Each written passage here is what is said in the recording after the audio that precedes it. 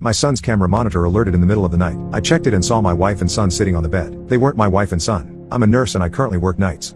It's a total drag, but I'm hopeful I can go to days soon since some coworkers are planning retirements.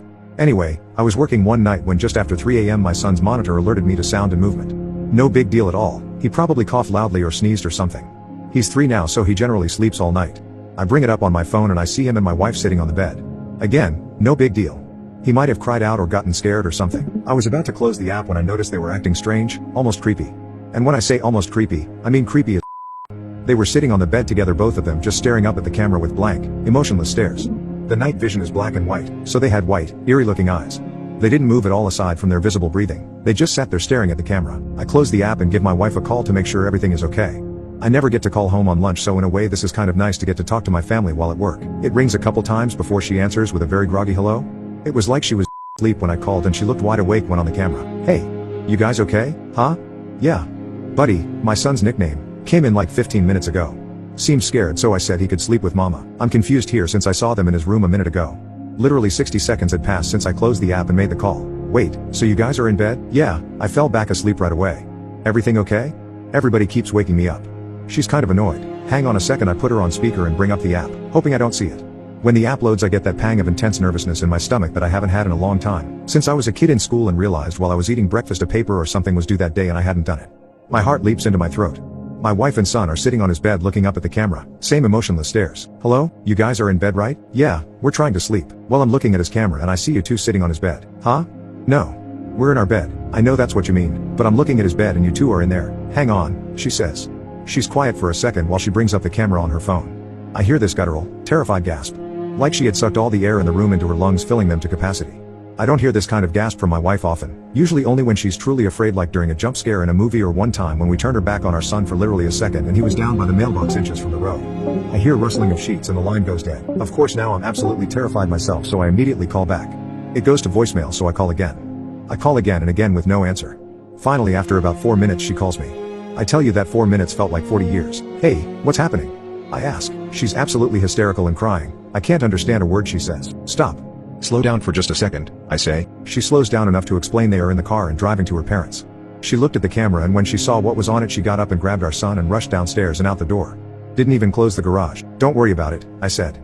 I'll drive by when I get off and close it. We live in a generally safe neighborhood, so I'm not too concerned the door is up. You will not go in there. She says. No, I return. Why are we on the camera? She asked.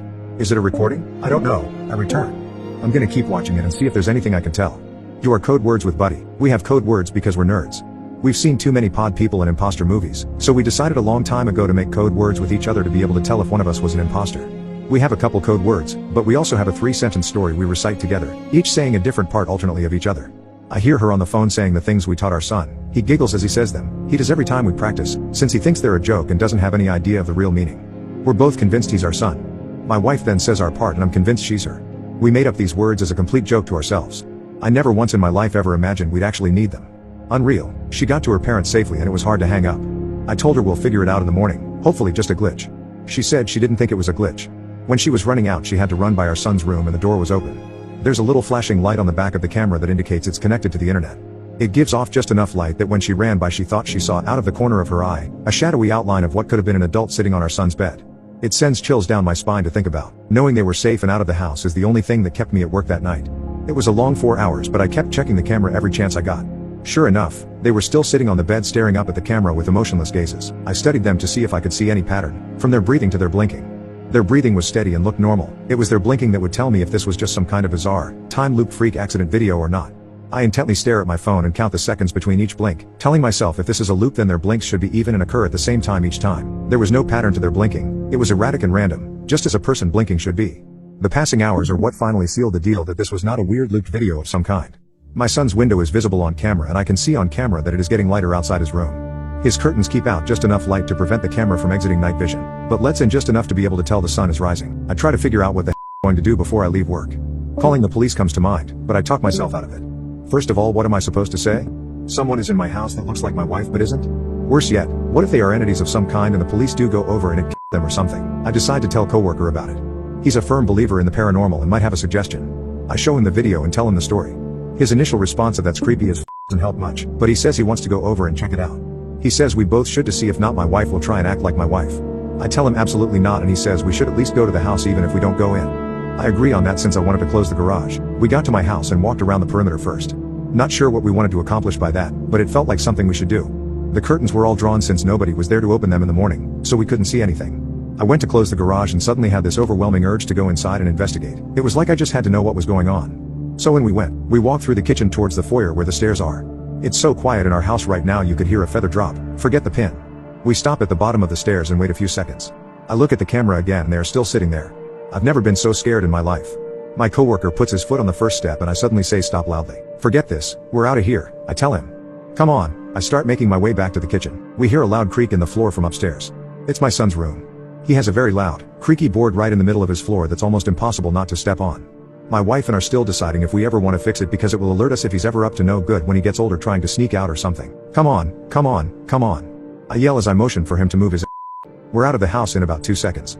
Out on the street I check my phone. Now only not my son was sitting on the bed, same blank stare. Not my wife was gone.